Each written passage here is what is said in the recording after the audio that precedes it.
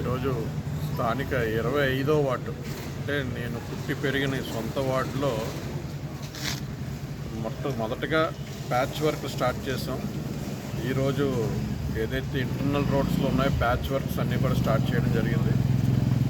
అలాగే రేపు కానీ ఎల్లుండి కానీ మా ప్రస్తుత ఎమ్మెల్యే అభ్యర్థి అయిన మార్గాని భరత్రామ్ గారి ఆధ్వర్యంలో సుమారు 2 కోట్ల వ్యయంతో ఏదైతే పంచుమర్తి వారి స్ట్రీట్ ఉందో అన్నపూర్ణ థియేటర్ రామాలయం నుండి మెయిన్ రోడ్ కనెక్టింగ్ రోడ్కి సుమారు 2 కోట్లతో వర్క్ కూడా రేపు తప్పితే ఎల్లుండి శంకుస్థాపన చేయడం జరుగుతుంది.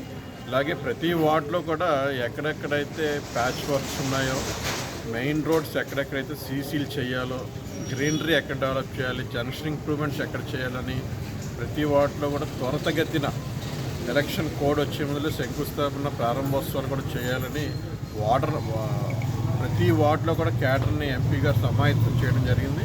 అలాగే ఈరోజు మా స్థానిక నాయకులు పెద్దలు మాజీ కార్పొరేటర్ నీలపల్లి తమ్మారావు, భాస్కరరావు, త్రినాథ్ గారు, దుర్గమ్మ అందరూ కూడా చిన్నారు అందరూ కూడా చాలా ఉత్సాహంగా ఎప్పుడు ఎలక్షన్స్ వస్తాయి, మా ఎంపీ గారిని ఎమ్మెల్యేగా 30,000 మెజారిటీ ఎప్పుడు గెలిపించుకోవాలి, ప్రతి బూత్లో కూడా మెజారిటీ తీసుకురావాలన్న ఆలోచనతో క్యాడర్ కూడా చాలా ఉత్సాహంగా ఉన్నారు.